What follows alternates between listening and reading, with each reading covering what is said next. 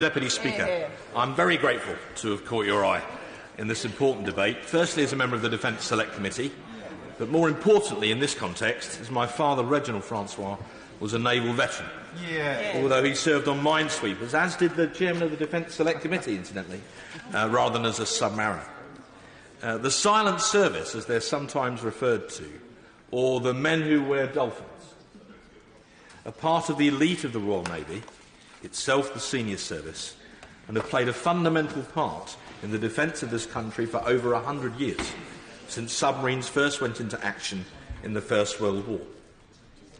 The history of the Royal Navy's submarine service since the end of the Second World War was brilliantly summarised by Lord Peter Hennessy and James Jinks in their recent book, The Silent Deep, which tells a story of immense professionalism, bravery and courage, not least during the difficult and tense periods of the Cold War, when submarines regularly travelled up around the corner, as it was known in the submarine service, to conduct surveillance on their Soviet counterparts based on the Kola Peninsula.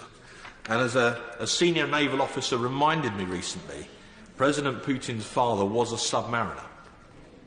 And that's one of the reasons why the Russian submarine service now benefits from such massive reinvestment. The book is an inspiring tale of men, and now vitally women too, who give an unstinting service to their country down the decades and have helped to keep us free. An epitome of this would be the crews of our deterrent submarines. Firstly, the Resolution class, armed with the Polaris missile, and then its latest Cheveline upgrade, and then the Vanguard class, armed with the Trident D5 missile, which, because of the delays in the decision to proceed with the Dreadnought class, which many have referred to, are now likely to have to serve for up to 37 years, 13 years longer than their original design life, to maintain CAS-D. Forgive me, gentlemen, but take it into the tea room next door if you don't want to listen.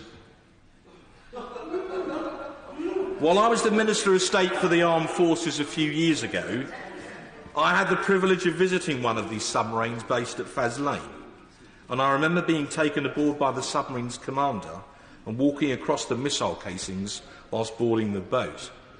And I was very conscious of the massive destructive power that was sitting beneath my feet. It was fascinating to be taken on a tour of one of these boats and to have an opportunity to meet members of a highly specialised and extremely dedicated crew who were part of Operation Relentless.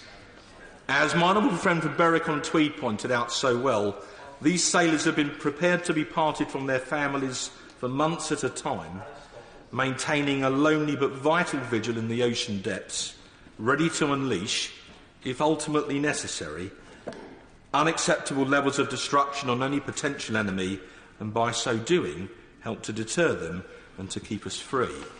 We must never take those very special people or their stoic families for granted, and we should remember that there are retention issues in the service, and I would say to ministers they must be very mindful of that if we are to maintain CAS-D in the future. I believe some members of CND have in the past argued we've spent a great deal of money for something we will never use. But like others, including the previous Secretary of State, I believe the reverse is true.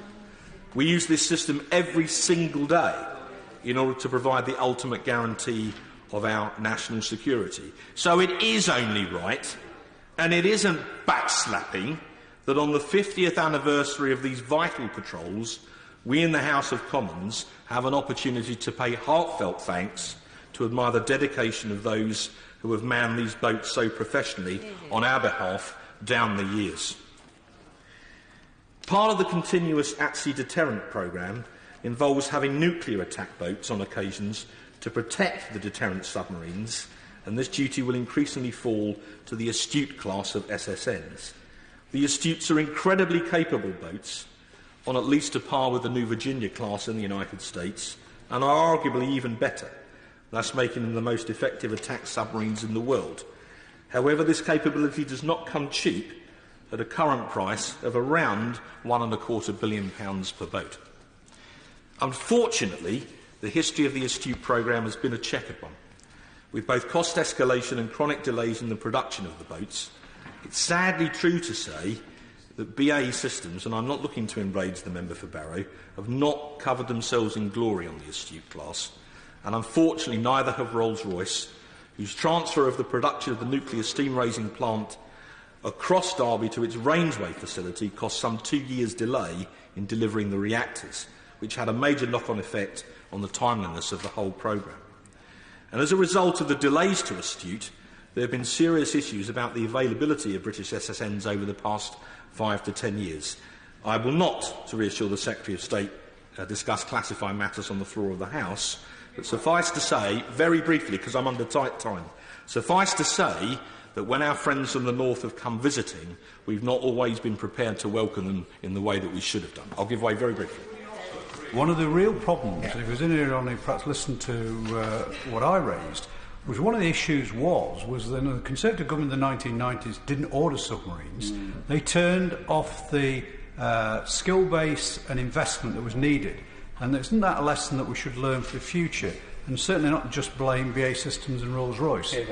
I will meet the honourable gentleman halfway. It's true that the delay in orders had an effect, and I'm not denying that, but there were also management issues too. That's had the unfortunate effect that the venerable Trafalgar class of SSNs have had to be run on at very considerable cost. The final Trafalgar is currently due to leave service in around 2022, and the 7th Astute boat is not due to enter service until 2024. Now, in fairness, to respond to the honourable gentleman's point, I know that the senior management of BAE, right up to and including the chief executive, are fully aware of the problems on the programme and have taken executive action to try and address them. My point is I hope they will continue to apply pressure to bring the boats into service as soon as possible, and it's vitally important, Madam Deputy Speaker, that we learn hard lessons from the Astute programme to make sure the Dreadnought programme runs effectively to both time and cost, as the defence of the realm demands no less.